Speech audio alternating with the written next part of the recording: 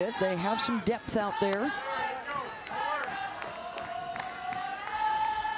More on that when they take the field, but their lineup's been pretty entrenched in terms of the batting order. Their top six, as dynamic as it gets. In the quarterfinal yesterday, they hit 473 with. I heard more about that foul ball than I think about my wedding a few years ago. I mean, I've gotten more people talking about that than anything else in my entire whole life. Here's Allie Enright. It is 10-0 A&M.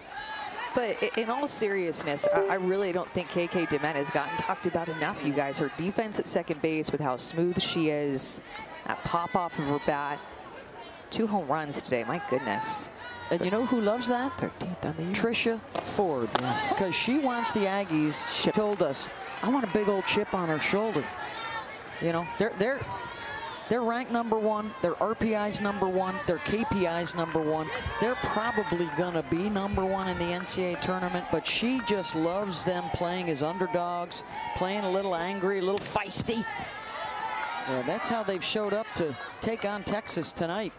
Okay, and so if you are the 1 national seed, how do you create that chip? I mean, what would be the motivation there? Nobody really thinks you should have that 1 seed. I mean, where do you go from there? Oh, right? She already told us that. Here's what she was going to tell them. She'll find something. She'll find something. Yeah, she already said, oh, We'll trust me. something.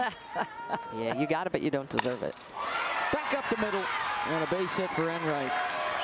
Well, and I think, quite frankly, they've been under-talked about the whole year. They've been, you know, just chipping away, putting in work, getting big wins, no bad losses, and it's their resume when you really look at it that stands out the most with their top 25 wins and their RPI. Yeah. And their strength of schedule. And their strength of schedule. Tricia Ford is not afraid here. Mike White likes the way she is able to warm up, come into games and pressure situations. Obviously, there's a lot of pride. There are still outs to work with, guys, but how do you even start to dig out of this hole? Baseball and softball in full swing, and it's mayhem. As we're looking at, does it prevent the opportunity to make a catch? You're looking at it that way. Yeah. On the playground, that's a do-over. I don't know how you that's right. how we worked it as kids. It's a repitch. It's a repitch. Absolutely. Ground ball to second. Opportunities for their pitchers, you know, to use this kind of tournament and this kind of. Just so fast, that turnover rate.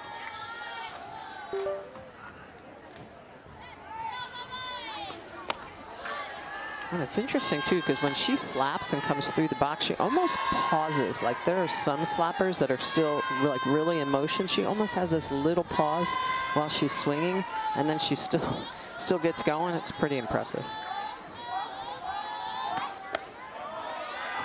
Down and in. I mean, it's her speed home to first is super fast, but it's this instinctual part about her with the way that she runs bases and takes extra bases to see where the ball is, the angle, knowing the defender's arm strength as well and having a good gauge on that. But she can fly. When she gets going, my goodness. And Perez walks on. Searching for the drive to advance your career? Most runs scored in a single SEC tournament, and A&M has a couple more at-bats tonight. Looks like they'll be playing tomorrow. As it stands, it's the biggest win in SEC tournament history. And here's Sophia Simpson. 4th different pitcher tonight.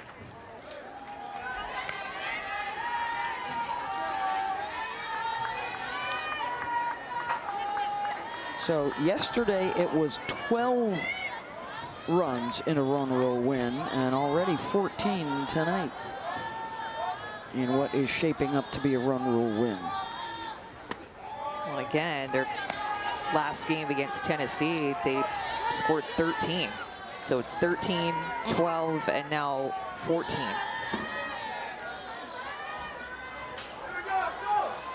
It's just a lot. Is that 39? Are you doing math again? Well, that's why I was quiet for so long. I was counting in my head. Carry the 2.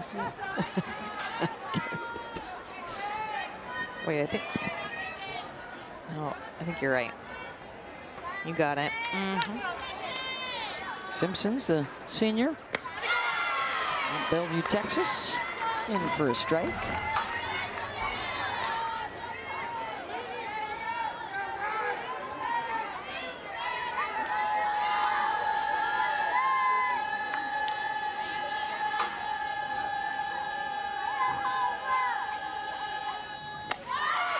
And a strikeout.